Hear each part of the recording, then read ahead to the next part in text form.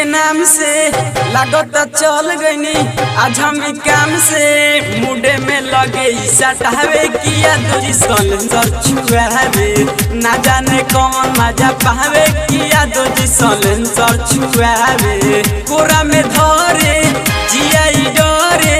ठेकेला हरदम उबरे बरे समयाना किंग बतावे किया दूजी सलेंसर छुआवे ना जाने कौन मजा पावे किया दूजी सलेंसर छुआवे सलेंसर छुआवे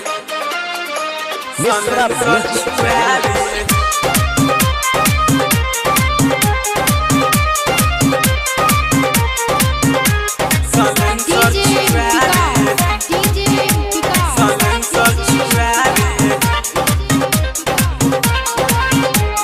सुघर बदनिया के छुएला सगरी बात नहीं मानी तो धलेला जबरी धलेला जबरी धलेला जबरी सुघर बदनिया के छुएला सगरी बात नहीं मानी तो धलेला जबरी कैले बा धुआं धुआं झोड़ी के कहे कुआं कबो इसी के सर सटावे किया दूजी सलेंसर छुआवे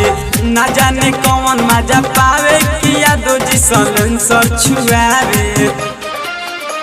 सलेंसर छुआवे सलेंसर छुआवे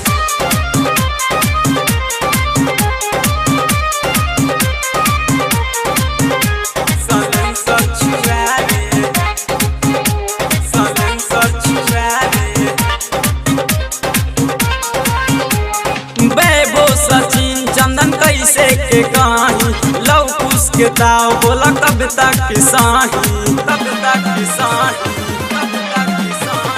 वैभव सचिन चंदन कैसे के कहीं लव कुश के दाव बोला कब तक साही छुए कमरिया देखे न मरिया मन के कबो न मनावे किया दूजी सलेंसर छुआवे ना जाने कौन मजा पावे किया दूजी सलेंसर छुआवे।